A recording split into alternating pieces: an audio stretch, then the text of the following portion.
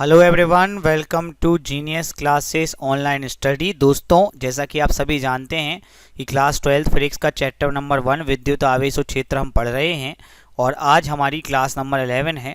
Class number 11 में हम पढ़ेंगे आवेशन की विधियां, मेथड्स ऑफ चार्जिंग। मतलब इस क्लास में हम ये जानेंगे दोस्तों कि किसी भी पदार्थ को आवेशित करने की कौन कौन सी विधियां हैं। मुख्यतः किसी पदार्थ को आवेशित करने की 3 विधियां हैं। पहली है घर्षण द्वारा आवेशन, दूसरी है चालन द्वारा आवेशन और तीसरी है प्रेरण द्वारा आवेशन। इनमें वस्तु को आवेशित करने की जो सबसे प्राचीन विधि है वो है घर्षण द्वारा आवेशन। इस विधि के बारे में हम काफ़ी कुछ पढ़ चुके हैं और जो शेष चीज़ें हैं वो आज हम पढ़ेंगे। इसके बाद हम पढ़ेंगे चालन द्वारा आवेशन और फिर पढ़ेंगे प्रेरण द्वारा आवेशन। तो चलिए शुरू करते हैं। शुरू करने के लिए दोस्तों हम ये पता करेंगे कि हम कैसे कह सकते हैं कि कोई बॉडी जो है वो चार्ज है या नहीं है।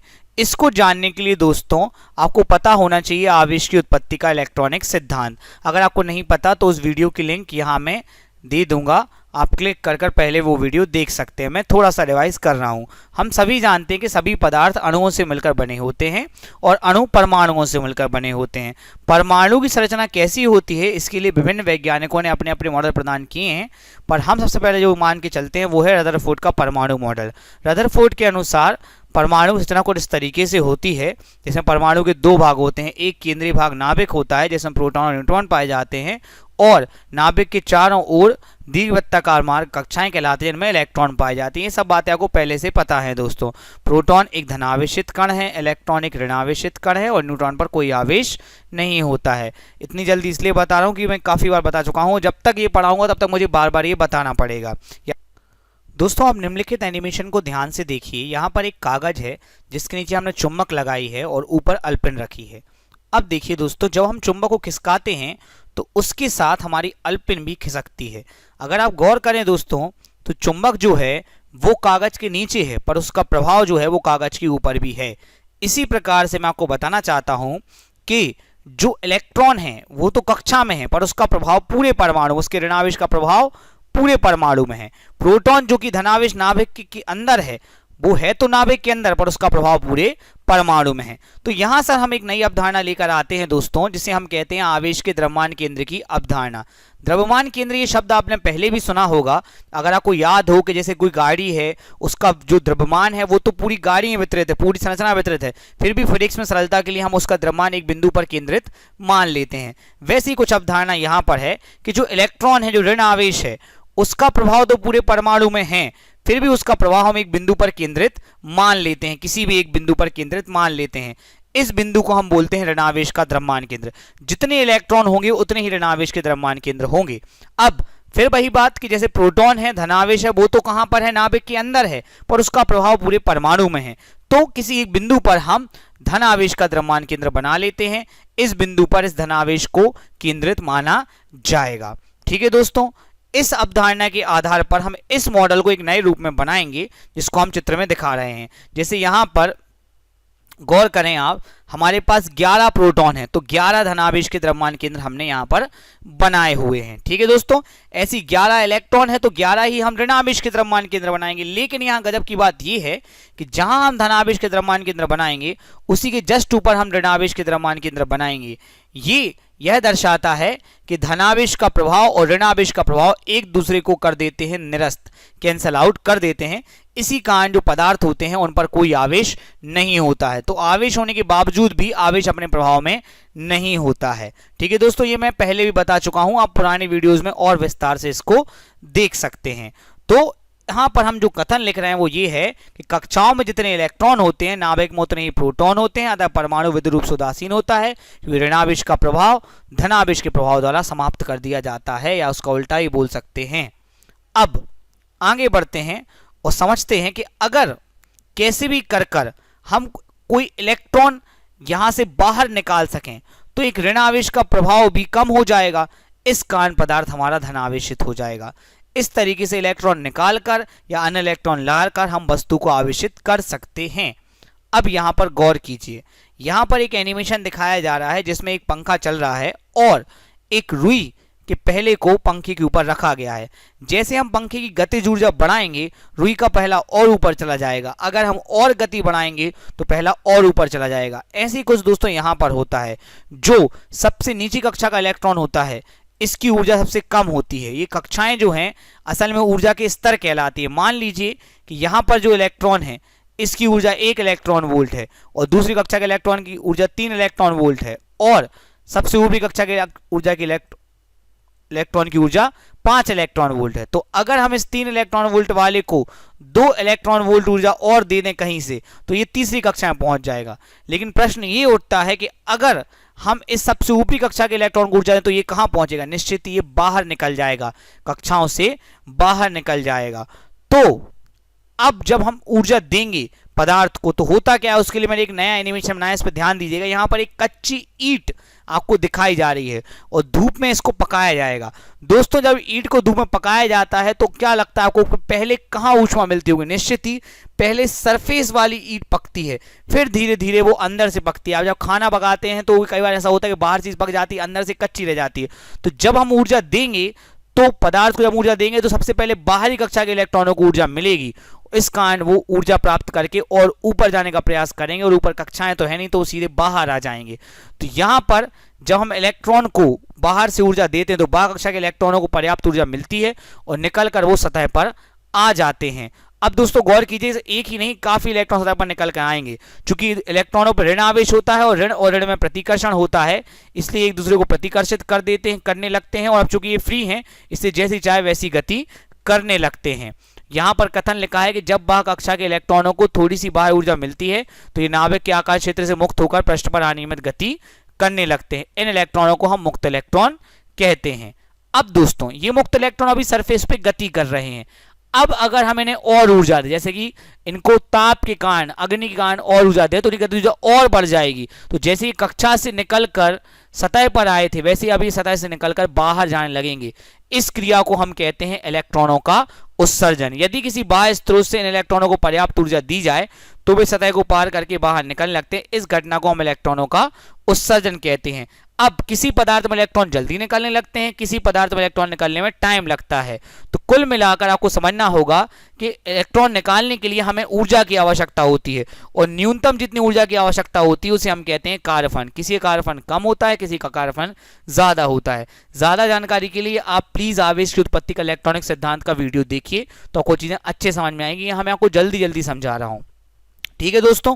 तो सब कुछ डिपेंड करता है कार्यफल कितनी ऊर्जा चाहिए इलेक्ट्रॉनों के लिए। तो कुल मिलाकर समराइज ये है कि हर पदार्थ से इलेक्ट्रॉन निकालने के लिए एक विशेष ऊर्जा की आवश्यकता होती है, इसे हम कार्यफलन कहते हैं। अब ये ऊर्जा जरूरी नहीं है कि हम केवल गर्मी से दें, ये ऊर्जा इन इलेक्ट्रॉनों को घर्षण के द्वारा भी दी जा सकती है। अगर जब आप हाथ रगड़ते हैं, हाथों के बीच घर्षण करते हैं तो वो भी तो गर्मी उत्पन्न करते हैं कि नहीं करते हैं। तो ये ऊर्जा घर्षण द्वारा ही दी जा सकती है, तो घर्षण द्वारा भी दी जा सकती है, मेरा कथन ये है यहाँ पर। तो अब समझेंगे कि जब हम इस पदार्थ को इस रूप में बनाएंगे कि पहले हम धनावेश के द्रव्यमान केंद्र बना लेते हैं, ठीक है। फिर धनावेश के द्रव्यमान केंद्र जहां पर बनाए हैं उसी जगह हम ऋणावेश के द्रव्यमान केंद्र बनाएंगे। ये इस बात को सूचित करता है कि धनावेश का प्रभाव ऋणावेश के प्रभाव द्वारा निरस्त कर दिया गया है। अब जब हम घर्षण करेंगे तो घर्षण के कारण इन इलेक्ट्रॉनों को ऊर्जा मिलेगी और जैसे ही ऊर्जा कार्यफल से ज्यादा होती है तो इलेक्ट्रॉन निकलकर जिस वस्तु से घर्षण कर रहा है उस वस्तु में आ जाएंगे। जब इलेक्ट्रॉन निकलेंगे तो निश्चित ही धनावेश का प्रभाव आ जाएगा। तो कभी ये नहीं बोलते कि वस्तु पे धनावेश आ गया, ये बोलते कि धनावेश प्रभाव में आ गया क्योंकि इलेक्ट्रॉन उससे निकल गया। तो दोनों वस्तुओं को हम घर्षण करते हैं तो किस वस्तु से इलेक्ट्रॉन निकलेंगे, किस वस्तु में इलेक्ट्रॉन जाएंगे, वो डिपेंड करता है कार्यफल पर। यहां हम एनिमेशन में कांच की छड़ को रेशम के कपड़े से रगड़ रहे हैं। मान लेते हैं कांच की छड़ का कार्यफल 5 इलेक्ट्रॉन वोल्ट है और रेशम के कपड़े का इलेक्ट्रॉन कार्यफलन 10 इलेक्ट्रॉन वोल्ट है। अब जैसे घर्षण करेंगे तो घर्षण करने से लगातार ऊष्मा बढ़ेगी, गर्मी बढ़ेगी, तो धीरे धीरे ये ऊष्मा बढ़ती आएगी, 1 2 3 4 5। और जैसे ही इन दोनों के मध्य ऊर्जा 5 इलेक्ट्रॉन वोल्ट हुई घर्षण के कारण, तुरंत कांच की छड़ से इलेक्ट्रॉन निकलकर रेशम के कपड़े में आने लगेंगे और 10 इलेक्ट्रॉन वोल्ट तक ऊर्जा पहुंच ही नहीं पाएगी। आप घर्षण करते जाएंगे तो इलेक्ट्रॉन निकलकर यहां आते जाएंगे। इस बात को समझना होगा कि चूंकि कांच की छड़ से इलेक्ट्रॉन निकल गए हैं इसलिए कांच की छड़ हो जाती है धन आवेशित और रेशम का कपड़ा हो जाता है ऋण आवेश के, उस पर इलेक्ट्रॉन आ गए हैं। ये सब बातें मैं आपको पहले ही बता चुका हूं, कृपया कर पुराने वीडियोस देखिए। हम यहाँ पर बहुत कम चीजें सीखना चाहते हैं। जब कांच की छड़ को रेशम के कपड़े से रगड़ा जाता है तो कांच की छड़ का कार्यफल कम होता है, जैसा मैंने आपको बताया। तो उससे इलेक्ट्रॉन निकलकर रेशम के कपड़े में चले जाते हैं, जिस कारण कांच की छड़ हो जाती है धनावेशित और रेशम का कपड़ा हो जाता है ऋणावेशित।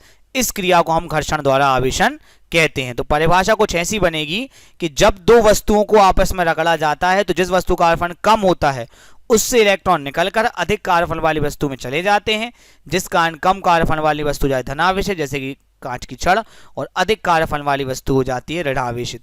इस क्रिया को हम घर्षण द्वारा आवेशन कहते हैं। ये सब हम पहले पढ़ चुके हैं। काफी लोगों को लग रहा है सर पुराना पढ़ा रहे हैं, क्या नया है? नया है, ये देखिए कुचालक।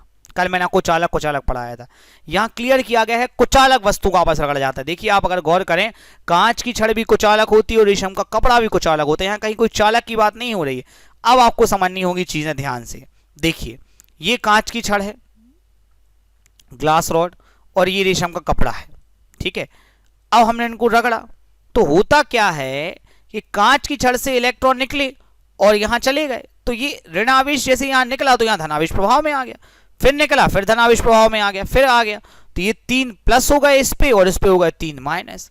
तो हम एक चीज सीखे कि घर्षण द्वारा आवेशनी क्रिया में एक वस्तु पर जितना धनावेश आता है उतना ही ऋणावेश दूसरी वस्तु पे आता है, बिकॉज एक से निकाल के दूसरे में जाएंगे, कहीं और तो जाएंगे नहीं। अच्छा, जिन दो वस्तुओं को आपस में रगड़ा जाता है उनमें एक पर आता है प्लस और एक पर आता है माइनस, तो वो एक दूसरे पर लगाती है आकर्षण बल। ये सब बातें हम पहले भी पढ़ चुके हैं।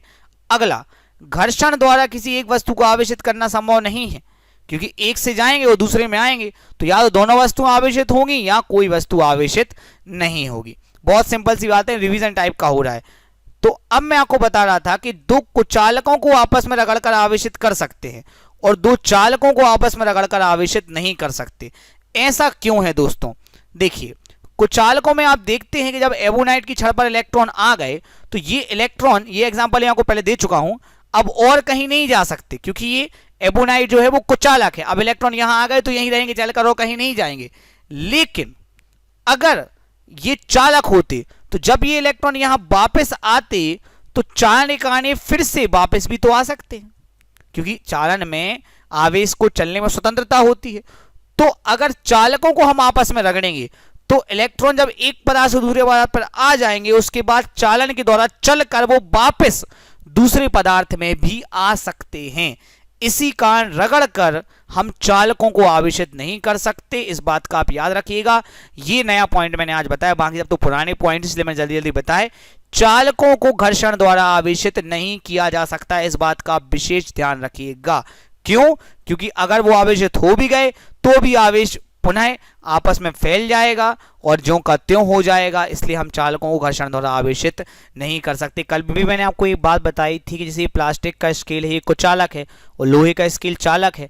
जब आप इसको बाल से रगड़ेंगे तो इस पर जो आवेश आएगा वो बना रहेगा और कागज के छोटे छोटे टुकड़े आप खींचकर देख सकेंगे, खींचेंगे। लेकिन जब आप लोहे के स्केल को रगड़ेंगे तो उस पर जो आवेश आएगा वो वापस पृथ्वी में चला जाता है चलकर, बिकॉज लोहा चालक है। फिर ये लोहे का स्केल कागज टुकड़ों को अपनी ओर आकर्षित नहीं करेगा। कल मैंने आपको एग्जांपल दिया था। तो इस कुल मिलाकर इस बात का ये है कि इसको आप आवेशित घर्षण द्वारा कर सकते हैं और इसको आवेशित नहीं कर सकते। इसलिए प्राचीन जमाने में कुचालक को परावैद्युत और चालक को अवैद्युत भी कहते थे। ये मैंने आपको कल बताया दोस्तों, कल काफी चीजें कल की जली। अब एक इंटरेस्टिंग फैक्ट, आप सभी जानते हैं कि भाई बरसात के मौसम में या बरसात होने के पहले बिजली कड़कती है, तो बादलों में बिजली कहां से आई, ये आवेश कहां से आया? तो मैं आपको बता दूं कि बादल जो होते हैं, बादल भी जब गति करते हैं तो आपस में टकराते हैं, घर्षण करते हैं, फ्रिक्शन करते हैं।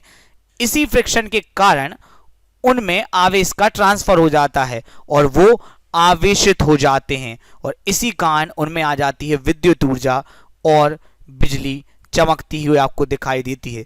बिजली जमीन पर क्यों गिर जाती है इसके बारे में हम बाद में चर्चा करेंगे, पर अभी आपको बता दूं कि सबसे पहले ये किसने पता लगाया था कि बादलों में बिजली कहां से आती है। ठीक है, बादल भी घर्षण क्रिया द्वारा आवेशित होते हैं। ये बात सबसे पहले पता लगाई थी बेंजामिन फ्रैंकलिन ने। बेंजामिन फ्रैंकलिन का नाम तो आपने सुना ही होगा, जिन्होंने धनावेश और ऋणावेश को नाम दिया था।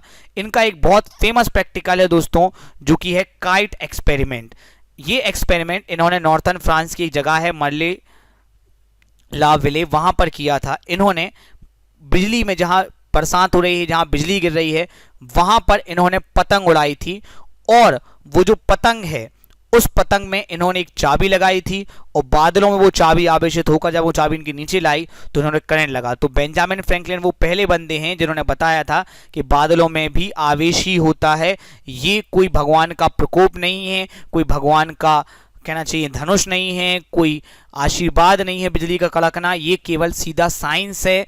और साइंस हमें ये बताती है कि बादलों में होता है फ्रिक्शन, इस कारण वो होते हैं आवेशित। ये सबसे पहले हमें बताया था बेंजामिन फ्रैंकलिन ने। इनका एक पूरा वीडियो नेशनल जियोग्राफिक चैनल पर अवेलेबल है, आप चाहें तो उस वीडियो को भी देख सकते हैं।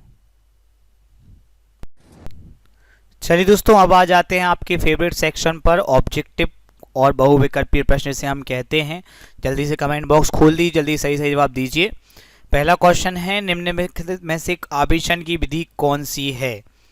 ऑप्शन है घर्षण, प्रेरण, चालन या उपरोक्त सभी। निश्चित ही आपका सही जवाब आपको पता होगा, फिर भी अब क्वेश्चन हैं, हर क्लास हम ऑब्जेक्ट जरूर डिस्कस करते हैं। इसका सही आंसर उपरोक्त सभी, ये सभी आवेशन की विधियां। अगला, सबसे प्राचीन विधि कौन सी? अगर आपने मेरी क्लास ध्यान से सुनी है तो आप जरूर बता पाएंगे कि सबसे प्राचीन विधि कौन सी है। दोस्तों देखते हैं बता पाते हैं या नहीं बता पाते हैं। चलिए ठीक है, सबसे प्राचीन विधि है घर्षण, जो कि थेल्स और मिलिटस ने तक यूज़ की था। अगर आपने पहला वीडियो देखा है, इसमें काफ़ी चीज़ें ऐसी हैं जो पुराने हम पहले बता चुके हैं, इसलिए यहाँ जल्दी जल्दी बताई गई हैं। आप प्लीज़ पूरे वीडियो देखिए पहले, फिर आपको क्लास में मज़ा आएगा। अगला, बादल निम्नलिखित में से किस क्रिया द्वारा आवेशित होते? ये मैंने आपको आज भी बताया और पहले ही बताया था। क्वेश्चन भी मैंने पहले आपसे पूछा है, पर आज ऑब्जेक्टिव आया तो बताइए। चलिए, बादल होते हैं घर्षण द्वारा आवेशित। अगला क्वेश्चन है, बादल घर्षण द्वारा आवेशित होते हैं, ये सर्वप्रथम किसने बताया था? निश्चित ही आपने वीडियो भी देख लिया होगा और मैंने आपको थोड़ा बहुत बताया भी है कि बादल किस क्रिया द्वारा आवेशित होते हैं। चलिए, तो बादल घर्षण द्वारा आवेशित होते हैं, ये सर्वप्रथम बताया था बेंजामिन फ्रैंकलिन। उन्होंने एक्सपेरिमेंट किया था, काइट एक्सपेरिमेंट। उसकी वीडियो की लिंक भी मैंने डिस्क्रिप्शन में भी दी हुई है और यहाँ आई बटन में भी दी जाएगी, तो आप ज़रूर उस वीडियो को देखें इस क्लास के बाद। नेक्स्ट, दो वस्तुओं को आपस में रगड़कर आवेशित नहीं कर सकते यदि वो दोनों हैं। ये क्वेश्चन जो है बहुत महत्वपूर्ण है। मैंने आपको कंसेप्ट सिखाया है, कल मैंने आपको एग्जांपल भी दिया था प्लास्टिक की स्केल और लोहे की स्केल द्वारा। कौन सी दो वस्तुओं को आपस में रगड़कर आवेशित नहीं कर सकते? देखिए, चालकों को आवेशित नहीं कर सकते, क्योंकि चालकों को आवेशित करते भी हैं तो आवेश चलकर वापस दूसरे चालक में आ जाता है, तो चालकों को रगड़कर आपस में आवेशित नहीं कर सकते। नेक्स्ट क्वेश्चन है, घर्षण द्वारा आवेशन की क्रिया में किस वस्तु पर आवेश आता है? कौन सी वस्तु आवेशित होती है? सकारफन अधिक है वो आवेशित होती है, सकारफन कम है वो आवेशित होती है। चलिए, दोनों ही गलत हैं, दोनों वस्तुओं पर आवेश आता है। एक से इलेक्ट्रॉन जाते हैं, एक पर इलेक्ट्रॉन आते हैं, तो एक पर प्लस आवेश आता है, एक पर ऋण आवेश, और दोनों वस्तुओं पर समान परिमाण का विपरीत आवेश आता है। ये सही है, ये कोई बात नहीं, कम कारफन अधिक कारफन। नेक्स्ट कुछ क्वेश्चंस और हैं, घर्षण की क्रिया में कौन सी वस्तु पर धन आवेश आता है, ऋण आवेश आता है, कौन सा बल लगाती हैं? इनके आंसर्स आपको देने हैं, बाकी नोट्स में भी आपको ऑब्जेक्टिव दिए जाएंगे। अगर आप नोट्स प्राप्त करना चाहते हैं तो हमारे हर वीडियो के डिस्क्रिप्शन में नोट्स को प्राप्त करने का तरीका दिया जाता है। अगर आपको कोई डाउट है तो कमेंट कीजिए, हम उनका आंसर करेंगे। नॉर्मली हम सब डाउट क्लियर करते हैं। इस चैनल को सब्सक्राइब कर लीजिए, बेल आइकन को दबा दीजिए ताकि आपको सारे वीडियो की लाइव नोटिफिकेशन मिल सके और आप लाइव क्लास अटेंड कर सकें। This is Abhishek sir, thanks for watching. मिलते हैं आपसे अगले वीडियो में।